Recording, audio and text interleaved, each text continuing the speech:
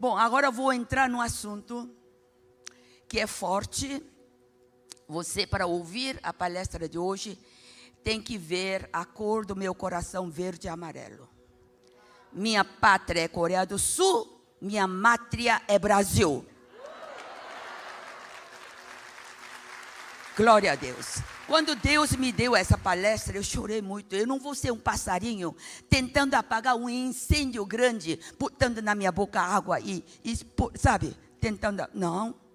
E como é que os brasileiros vão receber essa mensagem? Meu filho, mamãe, se a senhora contar isso, eles vão jogar ovo cru na sua cara. Mas aí Deus falou comigo: você é imigrante. Todos os brasileiros são descendentes de imigrantes. Aí, eu tenho direito de amar e me preocupar com o Brasil, assim como vocês, tá? É isso que você vai me ouvir hoje, tá bom? Vamos lá. Olha, a oração é meio pelo qual acessamos as bênçãos de Deus. Acessamos os milagres de Deus. Você acessa a Deus através da oração. Todo mundo sabe disso, não é? Não vou demorar na teoria, vou entrar direto na prática. Só quando oramos, os problemas insolúveis no nível nacional serão resolvidos. A igreja tem autoridade espiritual sobre a nação. Toda a autoridade foi dada a Jesus e Jesus entregou isso para a igreja. E Jesus nos comissiona com a autoridade espiritual toda vez que oramos. Você tem que orar com a autoridade. Estamos assentados junto com Jesus, acima de todo poder e potestade. Temos poder para pisar serpentes e escorpiões e toda a força do inimigo, em nome de Jesus. Olha só, o poder da oração muda até um país. Foi o que aconteceu com a Coreia do Sul. Veja só, a Coreia tem 5.000 anos de história e só 130 anos de cristianismo. Antes só conhecemos o quê? Budismo, confucionismo, idolatria, macumbaria, feitiçaria, tudo era assim, né? Só conhecemos Jesus faz só 130 anos. E, mesmo durante esses 130 anos, a Coreia passa por 3 crises. Porque durante 5.000 anos, centenas de guerras a Coreia passou. Dá para imaginar isso? Um país sofrendo centenas de guerras? Vou falar só de 130 anos que sofreu 3 crises. A primeira crise, invasão do Japão. Tem alguém aqui descendente japonês? Desculpe, eu não estou aqui para ferir, tá? As minhas melhores amigas são japonesas hoje. Mas naquela época, um país invadia outro para conquistar, certo? Então, em 1906, um cristão chamado Kim Seon-ju, ele, ao perceber que está havendo os japoneses vinham e levavam toda a agrícola para o Japão. Então, ele percebendo que tem algo de errado isso, ele chega sozinho na igreja às 5 horas da manhã, com o único objetivo de orar pela nação. Ele seria o quê? Um Esther homem, para salvar a nação, certo? Daí, alguns perceberam isso e começaram a aderir.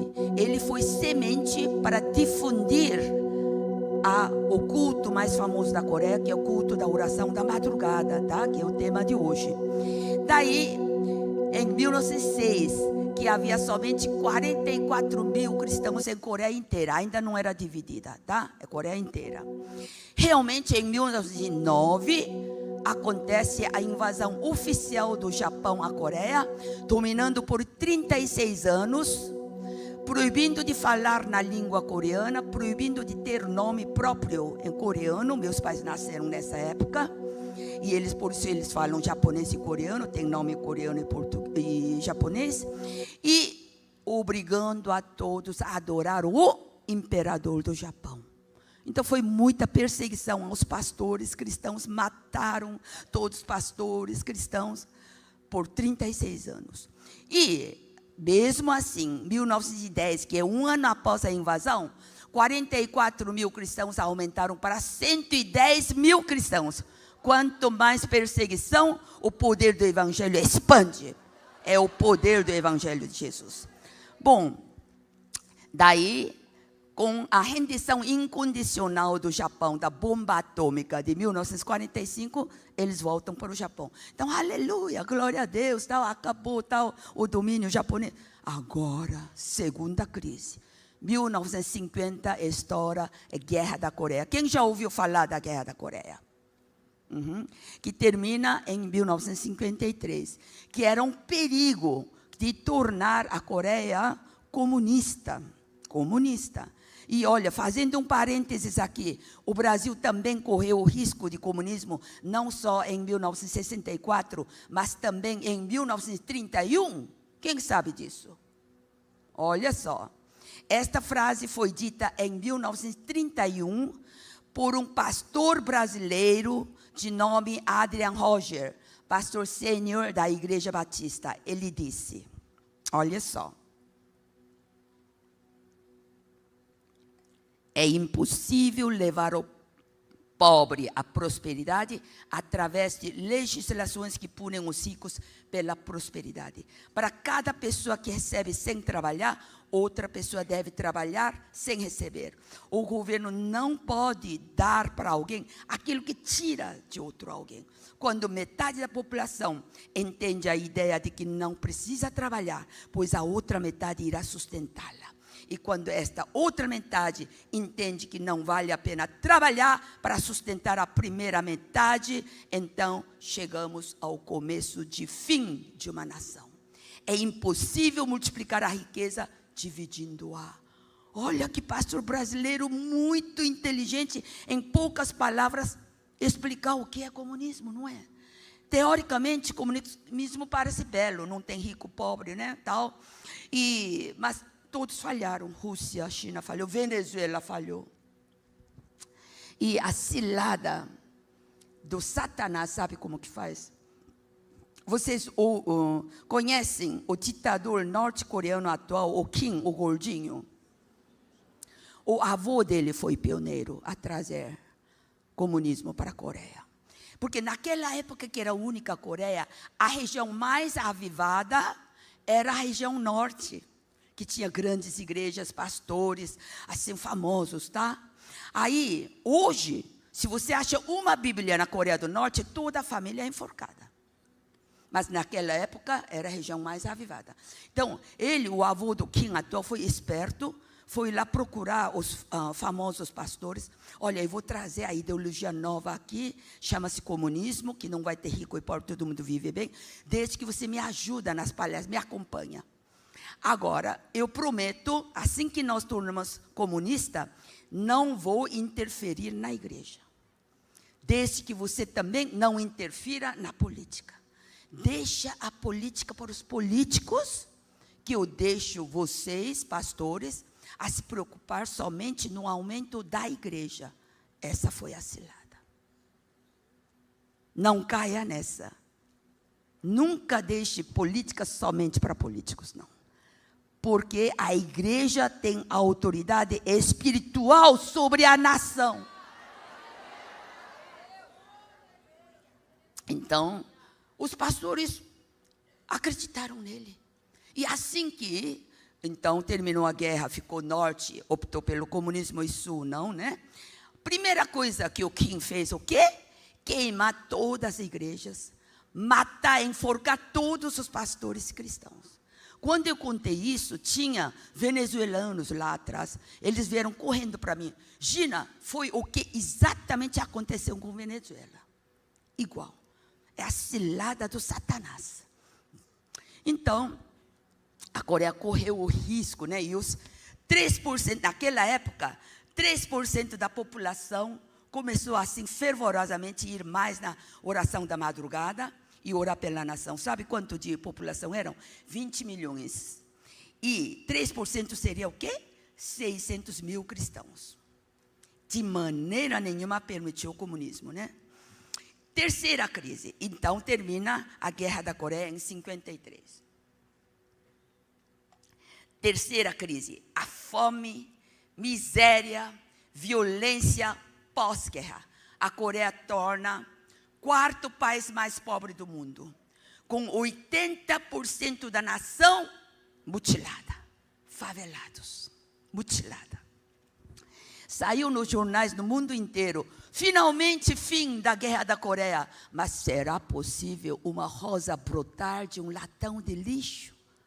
A Coreia era latão de lixo. Então, agora veja. A Coreia não conseguia levantar. Muitos assaltos nas ruas. Eu mesma, lembrava. Por dia, minha mãe e eu indo na feira, 3, 4 assaltos na frente. Hoje, se você deixa uma carteira de $2.000 com um celular último modelo Samsung no banco ou no banheiro de uma lanchonete aí no shopping mall, você vai lá, no dia seguinte está lá, ninguém pega. Mudou a mentalidade. Por quê? Porque os 3% da população começou a orar pela nação. No tempo dos meus pais, mulher não precisava ir na escola. Minha mãe e minha sogra mal escrevem o nome. Mas os 3% orando pelos políticos, Deus abriu a cabeça deles para entender que a educação é muito importante no desenvolvimento do país. É totalmente diferente. Então, veja, nos anos 60, a renda per capita da Coreia era de $85. A do Brasil era $170, o dobro da Coreia. A Coreia hoje é 10ª potência mundial, com $36 mil de renda per capita. É dados de 2024, peguei os novos, tá? Hoje a do Brasil é de $9 mil, 1/4 da Coreia. Mas como? Era dobro da Coreia? E hoje é 1/4 da Coreia? Por quê? Os 3% da população começou a inverter a ordem dos temas das suas orações. Em vez de pedir minha família, minha casa, minha igreja, minha, colocou meus e minhas para o fim. E, em primeiro lugar, orar pela nação. Foi o que a Esther fez. Orou pela nação e salvou seu filho. Sua nação, vocês vão fazer isso a partir de hoje. Primeiro plano é orar pela nação brasileira, onde Deus fez você nascer e viver. Então, em 3 décadas, conseguiu sair da terrível pobreza e violência. 4ª década, 12ª potência. Em 5 décadas, 10ª potência. Um crescimento vertical. Digo vertical porque Estados Unidos levou 300 anos para ser o que é hoje a potência mundial. A oração da madrugada foi a base do avivamento da igreja coreana. O mais rápido desenvolvimento econômico da história humana. Hoje a Coreia do Sul é referência mundial no avivamento, no crescimento da igreja, na economia, na tecnologia, na restauração e humanização de zonas urbanas degradadas, na erradicação da pobreza e na desfavelização. É onde há maiores igrejas do mundo, e eu levo 2 caravanas de 30 pastores do Brasil 2 vezes por ano. Já faz isso já 13, 14 anos. Vamos ver a posição da Coreia, classificada pelo Banco Mundial, FMI, pelas Nações Unidas. A indústria eletrônica, a indústria da construção naval e a indústria de semicondutores é primeiro lugar no mundo. A indústria siderúrgica, terceira no mundo. A indústria petroquímica e a de fibras, 4ª posição. A automobilística, a tecnologia da informação, 5ª posição. O IDH, que mede índice de nível de educação da população, Coreia, dados de 2022, ocupa 12º lugar. A do Brasil, 89º lugar. O governo coreano investiu muito na educação. Porque se minha sogra mal escreve nome, em uma geração, as Esthers orando pelo governo, os políticos vão abrir a cabeça para melhorar a nação. Hoje são todas Esthers que vai salvar a nação brasileira. E Deus usou a instrumentalidade da oração da madrugada, porque são todas Assembleia de Deus, Batista, Presbiteriana, Metodista, toda a denominação na Coreia faz oração da madrugada às 5 horas da manhã, 365 dias por ano. Orando sempre primeiro pela nação, deixando por último minhas necessidades particulares. Milagre e trabalho intenso andam juntos. Milagre não é Deus fazer tudo sozinho e eu não fazer nada. Nós temos que fazer a nossa parte. Oração. Poder da oração. Então vejam. Interceder pela nação é o DNA da igreja coreana. E eu oro para que seja DNA da igreja brasileira. Em Gênesis 18, fala da destruição de Sodoma e Gomorra. Eram cidades depravadas, cheias de homossexualismo, cheias de pecados, né? Deus decidiu destruir. Mas o Abraão intercede e Deus fala para Abraão, ok, por amor aos 10 justos não a destruirei. Nós somos justos. Nós fomos escolhidos, amados, comprados, justificados pelo Jesus Cristo, é ou não é? Nós somos todos justos. A nossa função como cristão é relevante, é indispensável para a sociedade, para a nação incrédula continuar permanecendo vivo. Os incrédulos lá fora dependem de nós justos. Você viu essa responsabilidade que nós temos? Por 10 justos, Deus não ia destruir Sodoma e Gomorra. Não achou e acabou destruindo. E nós que temos esse poder, essa autoridade, essa potência que Deus nos deu, vai usar somente para minhas coisas? Para meus problemas? Essa autoridade imensa, esse poder imenso que Deus nos deu, essa autoridade espiritual sobre a nação, você vai limitar para suas coisas? Minha igreja, minha casa, minha cidade. Conheço brasileiros que amam a sua cidade. Muito bom. Ama até seu estado, mas não ama o Brasil. Mas uma coreana, uma americana, dá sua vida pela sua nação. Não fica limitando para a sua cidade. A partir de hoje você é o quê? Esther, que vai salvar a nação onde Deus fez você nascer e viver.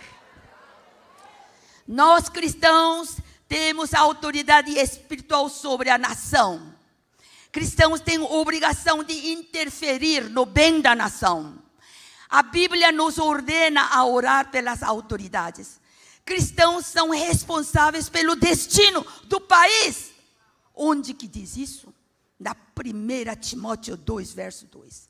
Devemos orar, é um dever, pelos reis e por todos os que estão em eminência, para que tenhamos uma vida quieta, sossegada, tranquila, pacífica, com dignidade.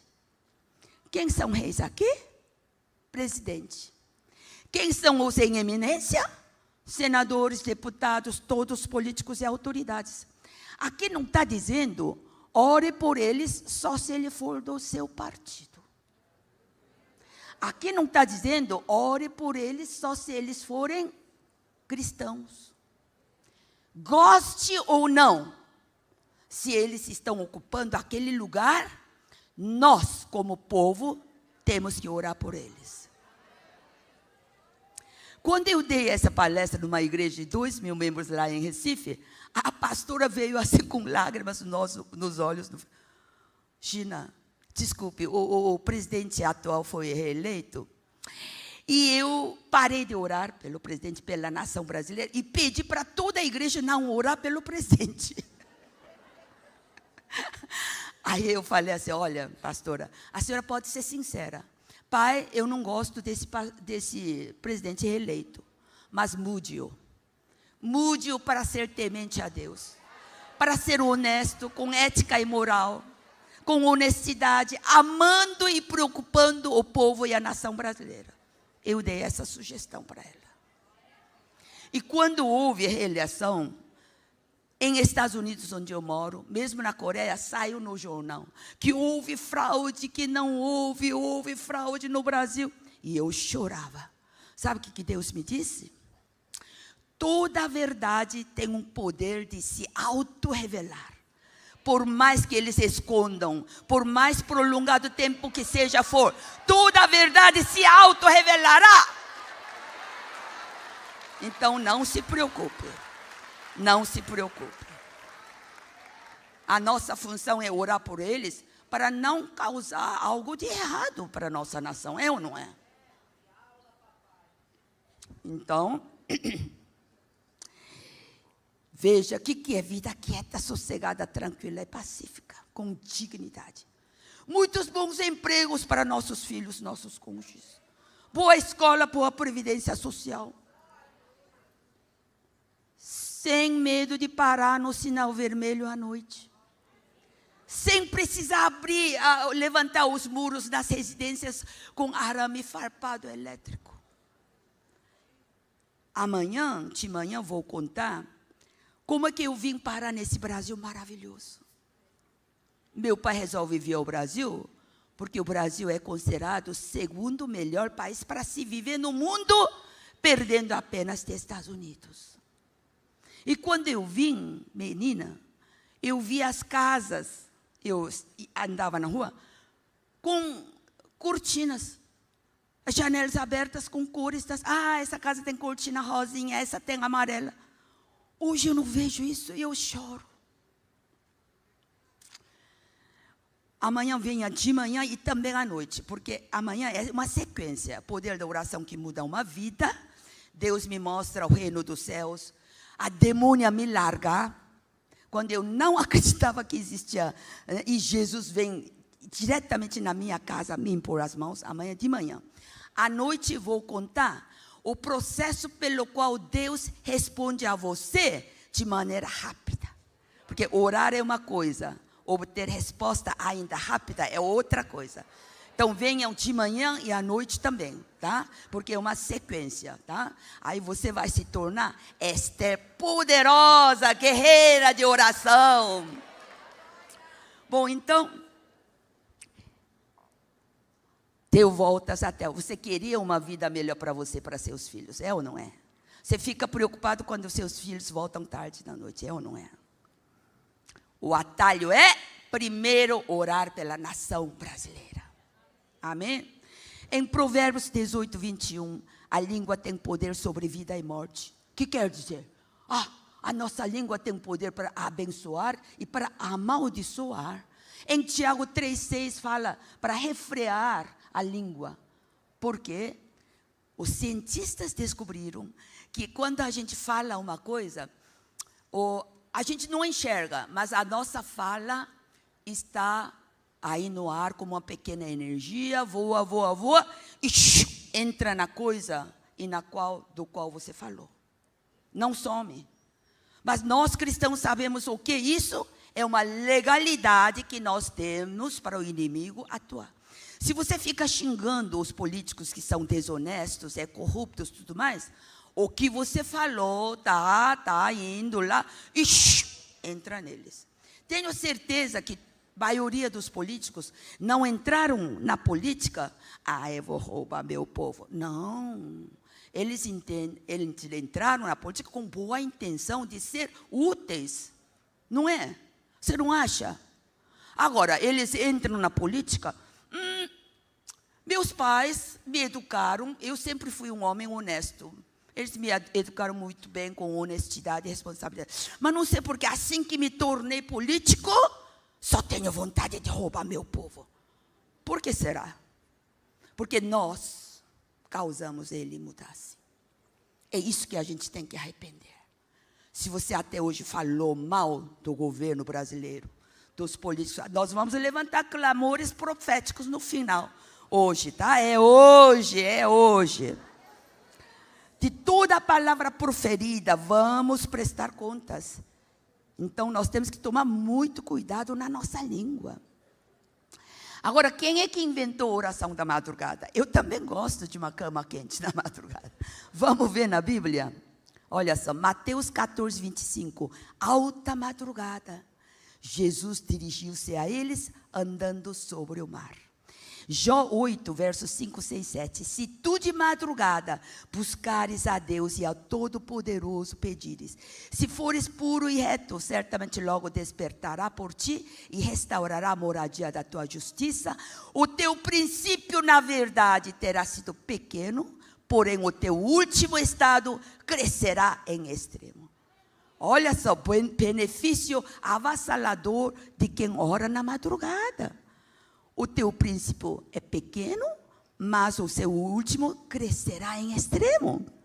Provérbios 8, 17. Eu amo os que me amam, e os que de madrugada me buscam, me acharão.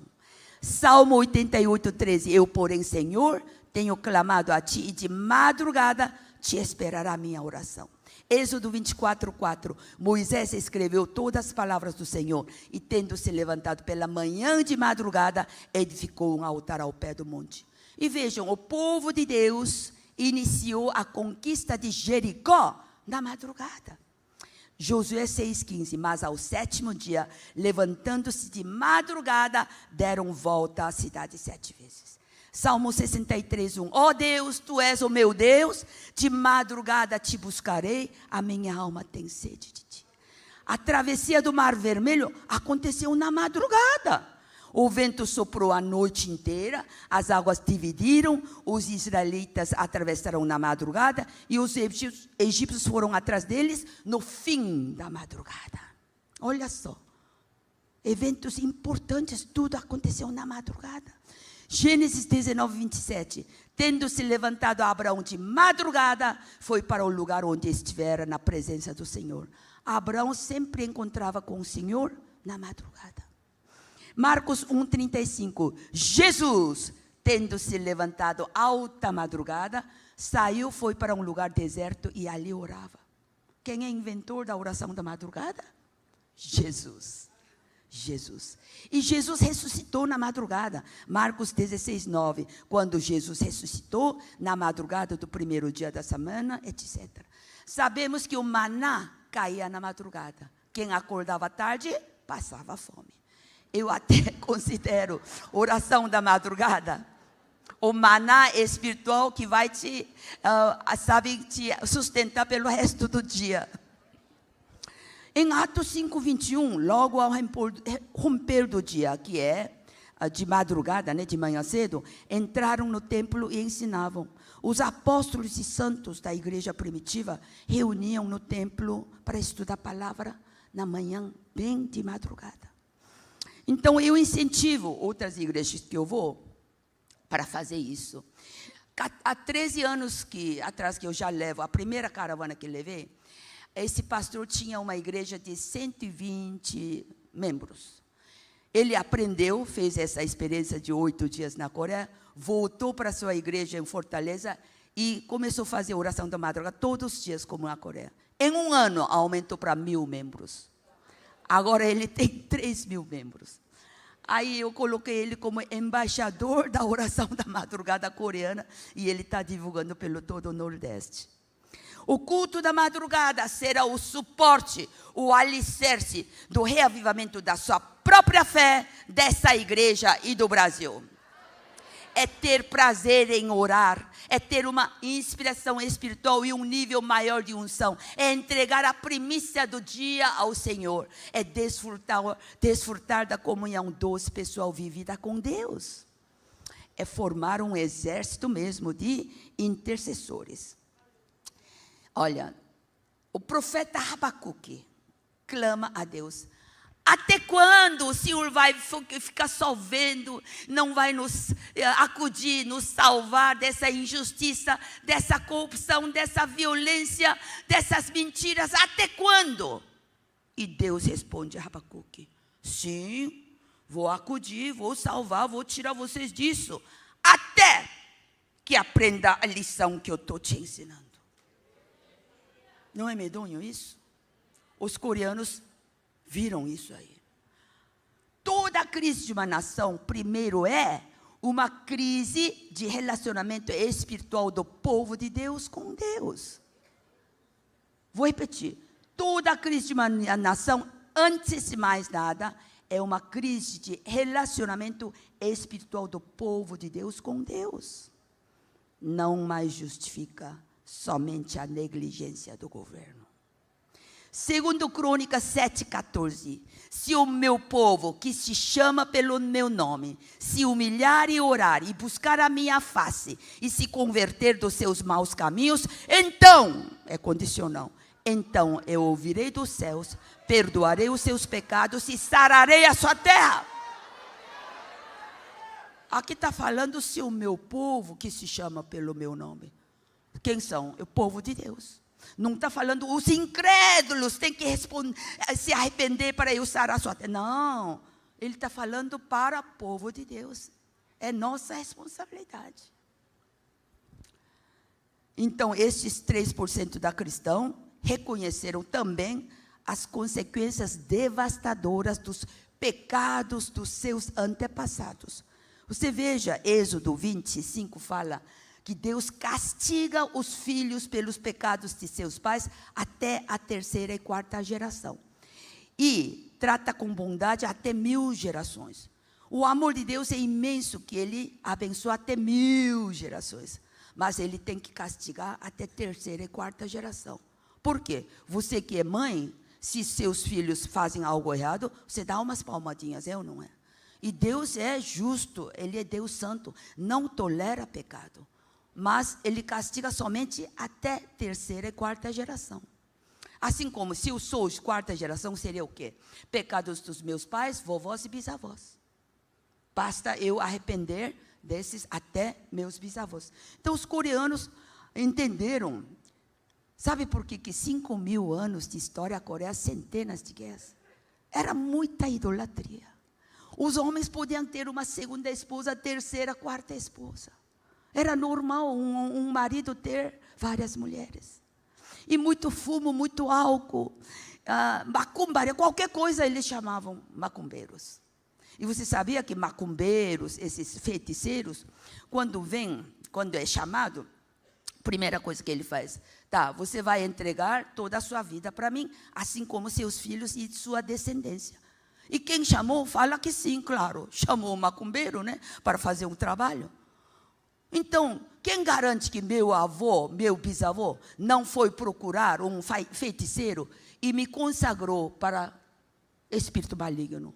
Assim como nós, cristãos, consagramos nossos filhos, nossa descendência para Jesus Cristo, não é? Eles fazem a mesma coisa, só que para o inimigo, para o feiticeiro, né? Para o espiritismo. Então, os coreanos entenderam isso e quebraram toda a maldição hereditária. Olha só, em Lamentações 5:7, nossos pais pecaram e já não existem, e nós recebemos castigo pelos seus pecados. Aqui pais não é só papai e mamãe, que seria os antepassados, que já não existem, que não vivem. E aqui reconhece que nós recebemos castigo pelos seus pecados. Então, foi desse jeito que a Coreia foi assim mudando, quebrou toda a maldição hereditária, começou a orar em primeiro lugar pela nação, etc. Daí, finalmente, então, Deus ouve a oração dos 3% e dá discernimento para o presidente. Ele era incrédulo, tinha até uma segunda esposa, mas de tanto 3% orar por presidente e seus políticos, ele começou a amar muito o povo. Por que o projeto 1, 2, 3 deu tudo errado? Sabe por quê? Quando 80% da nação ficou destruída em favelados, a Coreia, o povo, ficou assim, acostumado ao assistencialismo. Inglaterra, Estados Unidos, França mandavam o quê? Leite em pó, roupas usadas, farinha. O gratuito incentiva a ociosidade. Não goste do grátis. Deixa o povo cômodo, preguiçoso, não quer trabalhar. E foi o que aconteceu com a Coreia. Passou 5 anos, 10 anos, 15 anos, 20 anos, e não levantava. Por isso que os 3% começaram a ajoelhar. Eles passavam fome também. Deus, deixa eu encontrar uma árvore para comer a casca hoje, em vez de orar assim, porque não tinha o que comer, comiam casca de árvore. Isso dá diarreia, é amarga.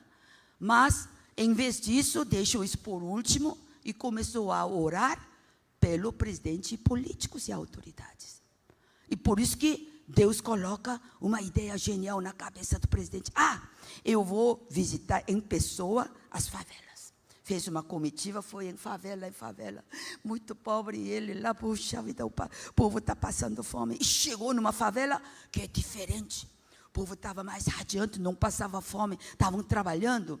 Aí o líder chega lá. Por que essa favela é diferente? Eles não estão passando fome, né? Sabe o que ele fala? Olha, eles não passam fome porque eu ensinei a eles, pesquisando por 4 anos, como conservar batata doce de algumas semanas para 1 ano, com o único objetivo de tirar da fome e ociosidade meu povo dessa favela. Olha só. Aí o presidente, Deus fez o presidente ouvir isso. Não pode dar nada grátis. Tem que fazer eles trabalharem, ganharem a própria pão de cada dia. Isso que ele entendeu. Deus fez ele encontrar. Daí ele diz assim: quer entrar na minha casa humilde e tomar uma água? Vou tomar também agora.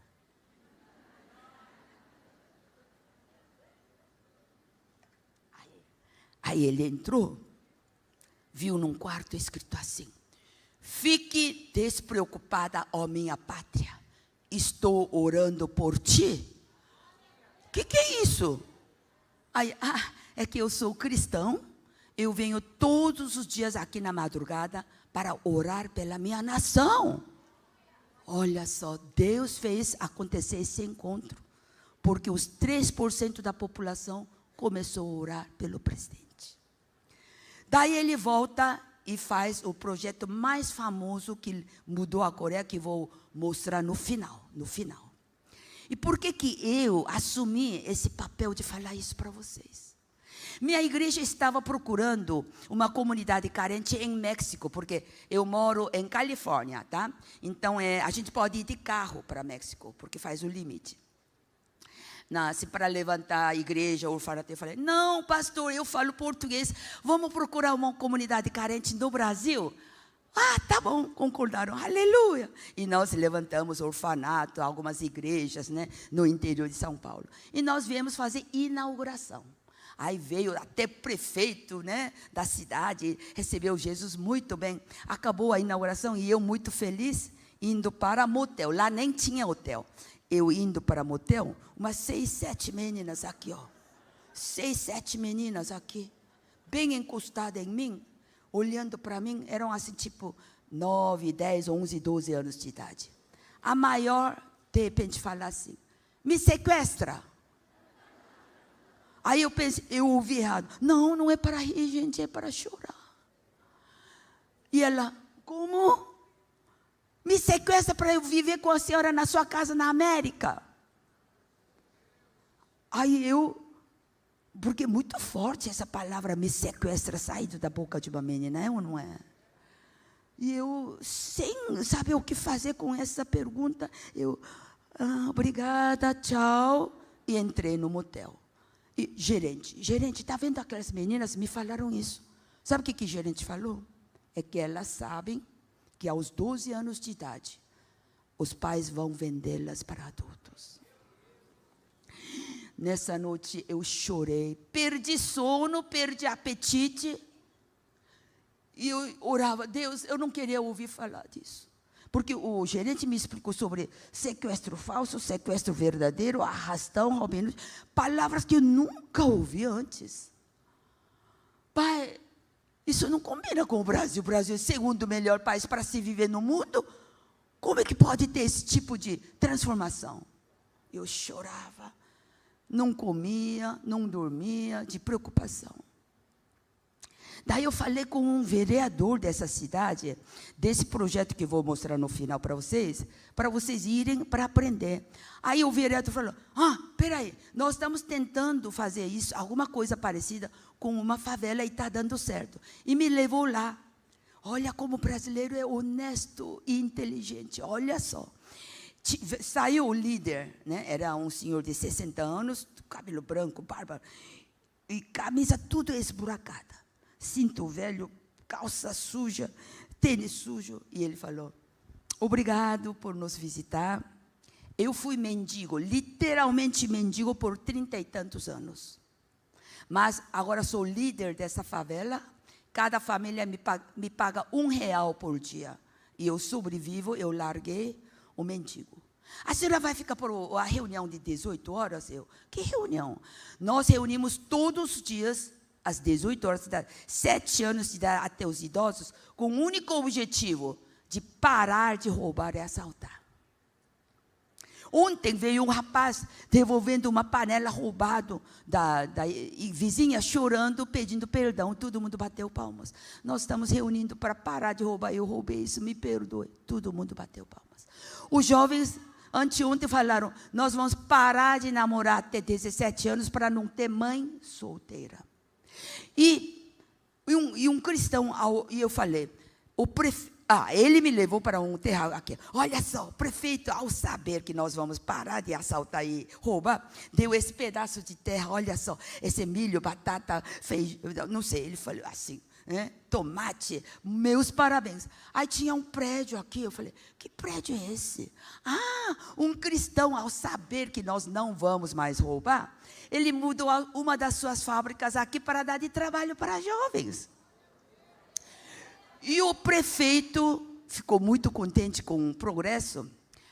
Eu não tenho muita verba, mas vou dar algumas verbas para algumas famílias por 3 meses, só o básico para comprar arroz e feijão, até que vocês achem trabalho decente lá na cidade. Aí, um homem, em um mês eu achei o pedreiro, eu ganhei um emprego de pedreiro. Me sobra ainda 2 meses, mas eu quero dar para meu vizinho que ainda não achou trabalho. Olha que honestidade. O brasileiro é bom, é honesto. Eu visito favelas, é igual nós, eles são iguais.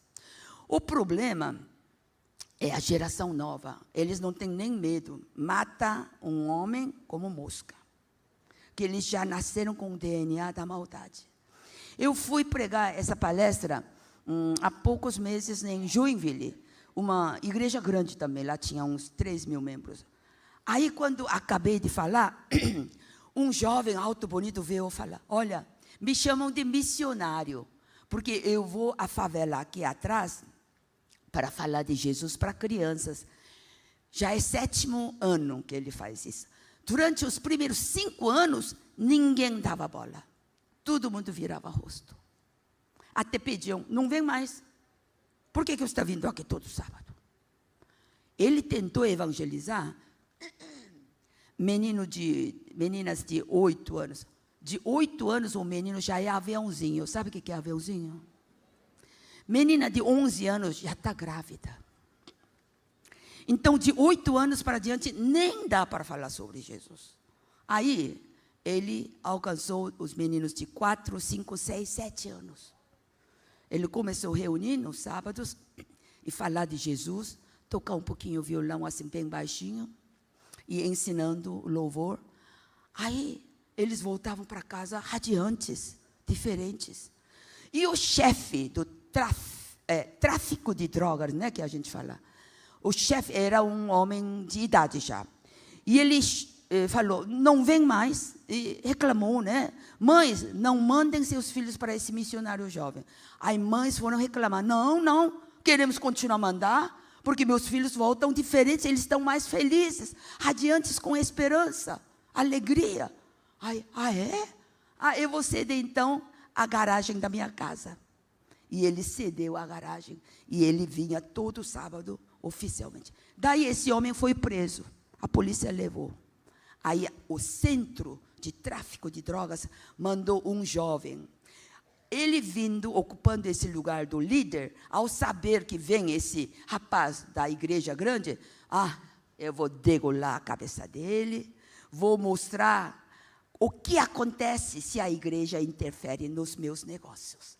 Aí as mães, sabendo disso, começaram a reclamar para ele. E o rapaz, o missionário jovem, ao saber disso, ele simplesmente ajoelhou, levantou os 2 braços e disse: Pai, agora tenho certeza que estou fazendo coisa certa.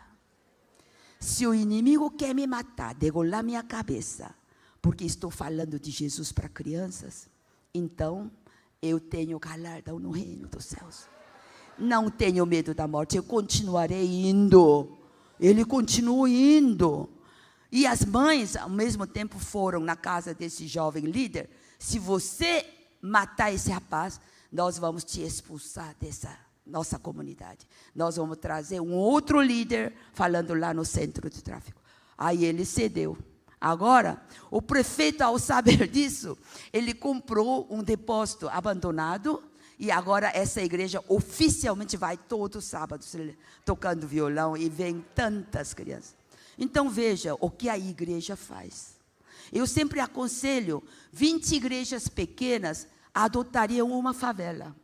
Não está muito tarde não, gente. Se a Coreia levantou a voz, a oração, com 80% de favelados, vocês, aqui no Brasil, eu pesquisei, é 25% que está dessa comunidade carente. Não está tarde. 10 igrejas médias adotariam outra favela. Uma igreja grande adotaria uma favela. Eu falei isso para o pastor Jorge Linhares Quecema, ele gostou da ideia. E ele adotou uma favela. Ele fez uma comitiva de 20 voluntários, foram lá. Eu até falei, não vai lá no primeiro dia falando, aceita Jesus, Jesus te... Não, eles não vão nem dar bola. Eles vão dar risada. Porque se até agora a igreja não fez nada, né? Eles vão dar risada. Vai lá, seriamente, nós viemos aqui para ouvir de vocês, não sei se eu posso dar conta, mas do que você mais precisa. Sabe o que eles falaram para essa igreja de Getsemane, igreja grande? Não pediu dinheiro, nem trabalho. Pediu, sabe o quê? Que passasse caminhão de lixo. O maior problema deles era lixo. Está vendo? Vocês ouvem norte-coreanos refugiados que fogem para o sul? Vocês ouvem, né? Sabe quantos norte-coreanos refugiados vieram para o sul? 34 mil. Eles vêm só com alguns grãos de milho no estômago. Com muita fome e muita magra, só pele e ossos. A primeira coisa que a Coreia do Sul faz assim, bem-vindo, você é nosso povo. E já dá o RG, identidade, você é cidadão sul-coreano a partir de hoje, leva a primeira coisa para o hospital, porque vem muito assim, doentes. Aí o governo sul-coreano fez um apartamento com um apartamento de uma sala, uma cozinha pequena, né? Para ficar um tempo determinado. Você quer ser o quê? Cabeleireira? Você quer o quê? Cozinheiro? Você quer ser o quê? Mecânica? Então vem voluntários para ensinar eles por alguns meses. E o que a igreja sul-coreana fez? Tornou 34 mil refugiados 100% cristãos. A igreja sul-coreana não ficou de braços cruzados, não. Não ficou só importando com a igreja, própria igreja, não. Eles vão lá e oferecem, olha, vou te dar 3 lugares de zelador na nossa igreja, que nossa igreja é grande. Vou te dar 2 vagas para cozinheiras, porque tem pessoas que já vêm com idade, que ainda não tem condições de estudar, né, uma coisa nova. Assim, toda a nação importou com isso. Se não tivesse feito isso, bom, você sabe que eles não sabem o que é televisão, rádio, não sabem o que é abrir conta no banco, não sabem o que é Wi-Fi, não sabem o que é, não sabem nada. Tem que educar desde o começo. Daí, com alguns meses de treinamento, tá bom, agora vamos procurar o emprego junto. Vão lá, assim que ganhar o primeiro emprego, vamos lá no banco, abre conta no seu nome, ensina tudo. Agora você tem que deixar o seu apartamento. Aí você aluga o seu apartamento. É assim, para o próximo, assim. Se não tivesse feito isso, os 34 mil refugiados norte-coreanos tornariam o quê? Assaltantes soltos na rua. E tenho certeza que a Coreia do Sul fez tudo isso com medo de eles tornarem assaltantes. Não, eles fizeram como filantropia, e a igreja coreana ajudou. Por quê? É o mesmo povo, mesma língua, mesma história, mesma raça. E Deus, quando eu perdi sono e apetite, Deus me mostra 3 pecados do Brasil. Posso falar? Agora que vocês são Esthers, guerreiras de oração, vou falar. Primeiro pecado que Deus me falou, o maltrato aos índios, no tempo de colonização. Segundo, maltrato aos africanos, escravos. Terceiro, o pior, a negligência da igreja brasileira em relação à migração nordestina, que aconteceu nos anos 70, 80. E você vai dizer, o que eu tenho? Eu nem nasci naquela época. Ah, é? Eu não li no Êxodo? Vai perguntar pecados dos seus pais e ancestrais até terceira e quarta geração. Então, não é a mesma coisa? A migração de norte-coreanos fugindo para sul é migração norte para sul. Migração nordestina é de norte para sul. Eu era pequena, eu tinha o quê? 13, 14 anos de idade.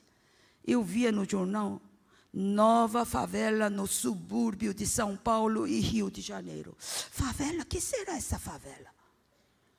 E militantes vinham quebrar a favela no intuito de fazer eles tornarem ao Nordeste. Não tornavam, eles ficavam escondidos na rua, voltavam, pegavam as coisas quebradas, montavam favela com fisionomia pior. Eu não chorava pela feiura da favela. Eu, sendo incrédula, menina, eu me preocupava pela geração futura deles.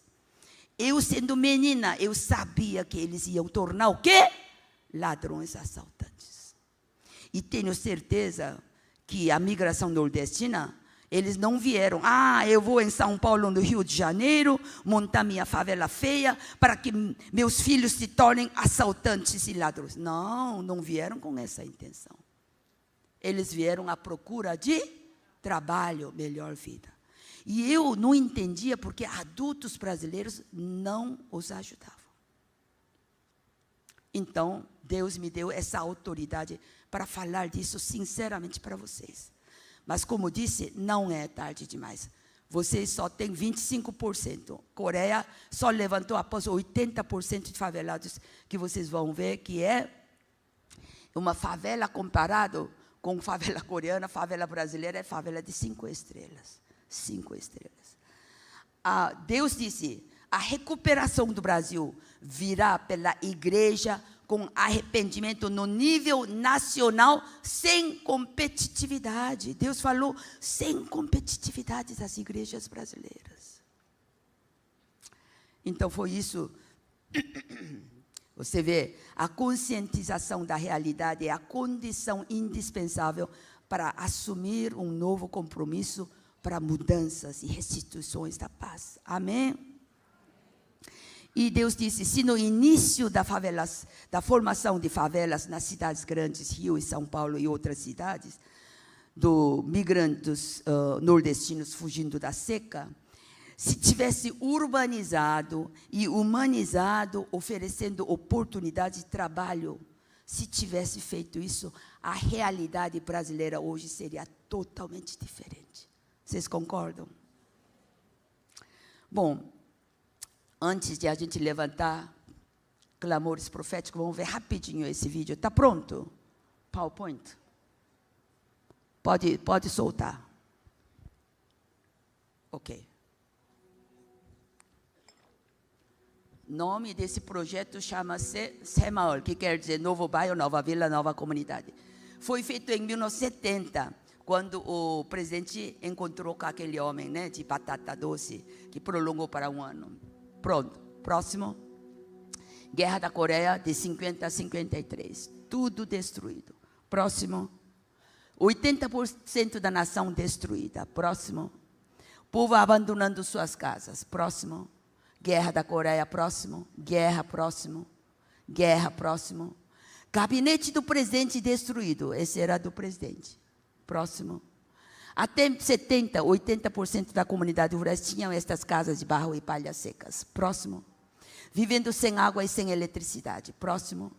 Casa de barro e palhas secas. Aqui no centro, você vê uma coisa redonda. É pinico, onde fazia pipi, pupu e jogava no chão. Próximo. Aqui, ó, tudo com fungo enegrecido, né? Você vê parede de barro, tudo pretinho, é fungo. Essa é cozinha. O pinico aí continua bem na entrada da sala. A maioria do povo passava fome. Próximo. Favelas nas cidades grandes até 70. Próximo. Sem saneamento básico. Próximo. Sem esgoto, proliferando enfermidades. Está vendo essa casinha aqui? É banheiro público, ó, essa e essa. Já estourando a urina. A favela de vocês não é favela de 5 estrelas? Comparando com isso. Próximo. Ruas sem asfaltamento. Próximo. Aí iniciaram educando o povo sobre o projeto e a alfabetização. Próximo. E inicia em 70 moradores construindo ponte. Então, essa favela, o que precisa mais? Que precisa de uma ponte, porque, olha, esse riacho podre, né? Tá, então, elege aí uns 3, 4 rapazes inteligentes. Então, a favela reunia, elegiam 4, aí iam para a capital, ensinavam por um mês, 2 meses, como construir a ponte, vinham com 2 técnicos do centro e chamava todos os favelados. Ninguém vai ficar de braços cruzados em casa. Ninguém vai ficar sem trabalhar. Então, os moradores se movendo para fazer isso. Próximo. Então, olha, as mulheres com touca também ajudando. O objetivo do projeto é tirar a preguiça do povo carente. Próximo. Cooperando mutuamente. Próximo. Presidente Park trabalhando com o povo. Próximo. Presidente Park visitando na reforma de telhados. Aqui é telhado de palha, lá atrás é telhado decente. Se sua casa hoje é demolida, em um dia levanta a casa decente. Depois é sua casa, assim por diante. Então, se a rua está toda pronta, passa para outra rua e o governo ajuda com asfaltamento quando termina tudo. Próximo. Paisagem da comunidade rural até 70, antes de iniciar o projeto SEMAUR. Veja o depois. Próximo. Mudou para isso. Depois da reforma habitacional. Próximo. O governo expandia, aí sim, pavimentava rodovias ligando entre cidades. Agora tornou cidade, não é mais favela. Próximo. Resultado do projeto, fábricas e armazéns construídos. E em 7 anos, tirou toda a paisagem de casas de barro e sapé. Em 7 anos só. Por quê? Fez todo mundo trabalhar. Próximo.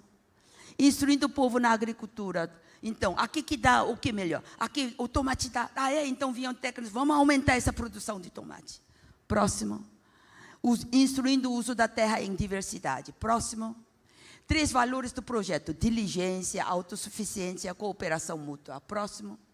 A agrícola revolucionou e em 74, olha só, em 4 anos já atingiu níveis sem precedentes. Próximo. Capacitando profissionalmente. Tem jovens que não querem agricultura, quer ser mecânico, então vinha técnicos a ensinar. Próximo. Aqui tinha muitas jovens. O que vocês querem aprender? Corte e costura. Então vinham técnicos ensinar, estimulando a ganhar a própria renda. Ficou famosa uma cidade de confecção própria. Próximo. Trabalhando em conjunto para levantar fundos da vila. Próximo. O objetivo do projeto é motivar a seguir uma vida honesta, produtiva. Aqui tinha muitas senhoras idosas. Então, nós queremos aprender crochê. Então, essa cidade ficou famosa em venda de crochê. Próximo. Economia da reciclagem para levantar fundos para bairro. Próximo. Aí, construía bibliotecas públicas. Aí começou a educar o povo. Ignorante que era antes, né? Próximo. Projeto 57% investimento do governo. O governo tinha que dar cimento, areia gratuito, é lógico. Uma parte tem que dar. 32% empresa privada. Você quer pagar imposto para o governo ou você quer ficar isento do governo se participar desse projeto? Quero participar. Então, é 32%. Agora, 11% de propósito deixado para próprio morador, financiado a longo prazo. A longo prazo. Pequena parte. Por quê? Para que ele fique incentivado a trabalhar, procurar um trabalho decente. E veja o antes e depois, é a mesma casa, ó, de barro e palha, aqui decente. E a rua alagada, agora já acimentada. É assim que mudou, em 7 anos. Próximo. Aí, 63 mil líderes de 148 países foram à Coreia aprender esse projeto. África, Ásia, Oriente Médio, até Estados Unidos. O presidente Obama, quando visitava comunidades carentes de uma cidade, 99,9% eram descendentes de afro-americanos, escravos. E então ele ia nas favelas. Por que vocês não vão na Coreia aprender de um projeto de desfavelização? Até Estados Unidos foi. Próximo. Agora, esse rio, Cheonggyecheon, em Seul, essa é foto de 68. Um recente impacto para o mundo. Conhece o ator americano Brad Pitt? Ele que passou essa reportagem numa rede na América, né, em Estados Unidos. Próximo. Então, esse rio, conhece o rio Tietê de São Paulo?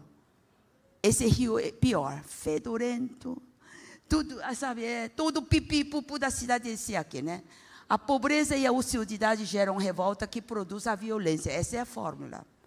Pobreza gera revolta que produz a violência. Essa é a fórmula. Então, os menores ficam expostos à criminalidade. Olha os menores aqui. Próximo. Rio superpoluído, proliferando enfermidades com alto índice de mortalidade infantil. Está vendo a favela coreana como era? 80% da nação era assim. Próximo. Então, não teve jeito, né? Esse canal urbano totalmente poluído ficou coberto por um viaduto durante 34 anos, porque era muito cheiro. Então, de 68 a 2002, ficou coberto. Bom, próximo. Agora mudou para isso. Passou uma reportagem em São Paulo, no SPTV, e um arquiteto brasileiro, diretor de urbanização de Curitiba, Paraná, visitou em 2008 para aprender disso. E esse despoluído com a área revitalizada. Agora a água é tão limpa que você vê peixe. É tudo límpido. Próximo. Esse projeto levou apenas 3 anos. Só 3 anos. De 2003 a 2006. É claro, nesse projeto, a prefeitura que investiu. Prefeitura. Então, à noite toca música clássica, as crianças vêm, né, colocar os pés no rio. Próximo. Próximo. Parques lineares devolveram o contato das margens aos moradores. A cidade agora respira mais e os pedestres podem usufruí-la melhor. Próximo. Projeto que tornou uma realidade assegurar a melhoria da qualidade de vida a partir da paisagem restaurada. Próximo. Esse é o antes e depois. E Brad Pitt termina assim, ó, ele que disse, ó, Coreia do Sul conseguiu uma proeza que parece impossível para outras metrópoles mundiais. Isso por quê? 3% da população orou pela nação brasileira. Amém? Próximo. Essa é a Coreia atual. Esse Seul que a pastora Raquel vai visitar. Próximo. É esse Seul que é capital que pastora Raquel e pastor Silas Filho vai conhecer. Pronto, agora já terminou. Vamos levantar clamor.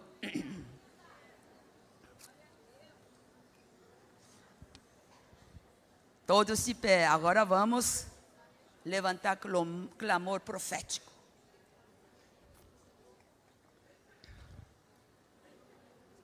Você só reaver se ama de verdade. Use o poder da oração em favor da nação onde Deus fez você nascer e viver. A terra responderá a sua oração e você será abençoada nela. Repitam comigo. Uma mão no coração, outro para o reino. Na autoridade concedida pelo nome de Jesus, eu cancelo, eu anulo, eu desfaço todas as palavras negativas, torpes, críticas, acusações, xingações que eu fiz contra o governo brasileiro, políticos e autoridades, em nome de Jesus. Outro, em nome de Jesus, eu abençoo, eu estimulo, eu encorajo os políticos e autoridades do Brasil com sabedoria, discernimento, ética e moral, com honestidade, tementes a Deus, amando e preocupando com o povo e a nação brasileira. Outro, em nome de Jesus, todas as estratégias, toda a operação do diabo e seus demônios sejam banidas, extirpadas, canceladas, expulsas do Brasil, pare com suas manobras nos setores político, econômico e principalmente na paz social brasileira. Em nome de Jesus, eu profetizo milagres de Jesus no Brasil.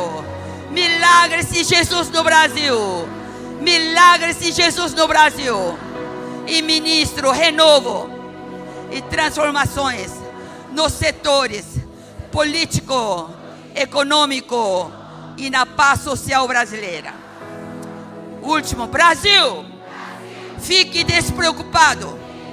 Estou orando por ti. Aleluia, glória a Deus. Uma salva de palmas para o Senhor. Uma salva.